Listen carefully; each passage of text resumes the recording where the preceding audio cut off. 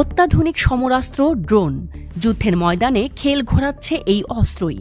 মানববিহীন হওয়ায় নেই প্রাণহানির ঝুঁকি, তাই শত্রুপক্ষের ট্যাঙ্ক, সাজোয়া যান কিংবা স্থাপনা যে কোনো টার্গেট ধ্বংসে জুড়ি নেই এই অস্ত্রের।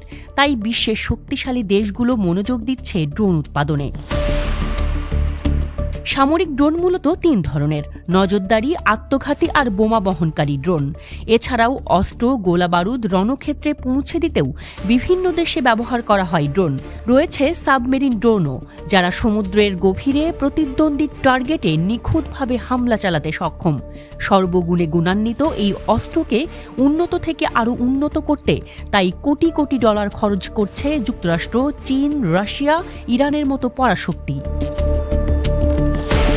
প্রতি বছরই বিশ্বের বিভিন্ন দেশের মধ্যে সামরিক শক্তির তুলনামূলক পার্থক্যের প্রতিবেদন প্রকাশ করে গ্লোবাল ফায়ার পাওয়ার ইন্ডেক্স।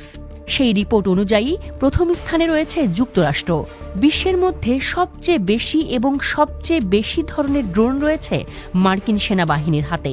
ছোট, বড় এবং মাঝারি মিলিয়ে 13,000-এর বেশি ড্রোন ব্যবহার করে আমেরিকান বাহিনী।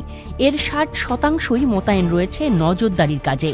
এছাড়া জেনারেল অটোমিক্স প্রতিরক্ষা সংস্থা নির্মিত 275টি MQ-9 রিপার এবং 134টি MQ-1T গ্রে ইগল হামলাকারী মানববিহীন উড়ুক্কযানও রয়েছে ওয়াশিংটনের অস্ত্রাগারে।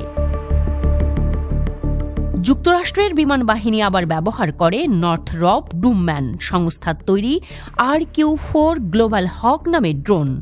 নজরদারি থেকে ক্ষেপণাস্ত্র হামলা, একাধিক কাজে ব্যবহৃত হয় এই চালকবিহীন যানগুলো।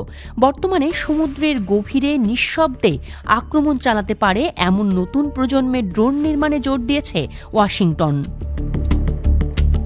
গ্লোবাল ফায়ার পাওয়ার প্রকাশিত শক্তিশালী রাষ্ট্রের তালিকায় প্রথম 10-এ নেই তুরস্ক, কিন্তু ড্রোন শক্তির নিরিখে দ্বিতীয় স্থানে রয়েছে তারা।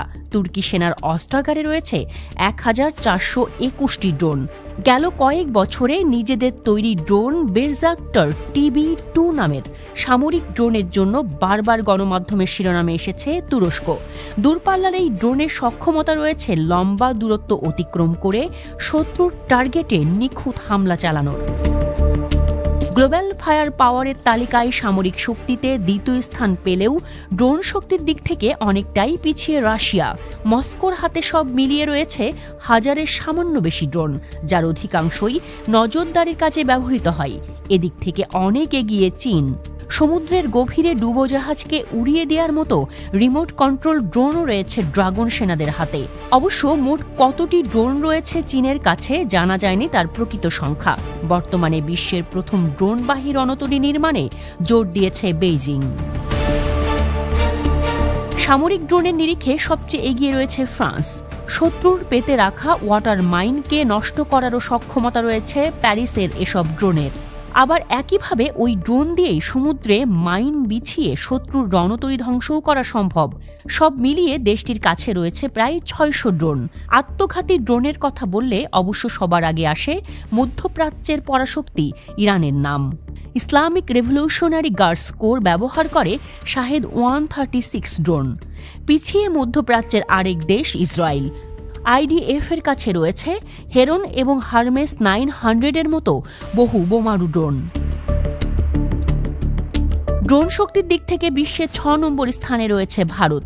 এদেশের 3 বাহিনীর অস্ত্রাগারে রয়েছে 650 থেকে 700 মানববিহীন উড়ুক্কযান। সমুদ্রের গভীরে চলাচলে সক্ষম ড্রোন অবশ্য এখনও নেই নয়াদিল্লির কাছে। এই প্রযুক্তি ফ্রান্সের কাছে পাওয়ার ব্যাপারে চূড়ান্ত পর্যায়ে আলোচনা চলছে বলে জানিয়েছে স্থানীয় গণমাধ্যমগুলো।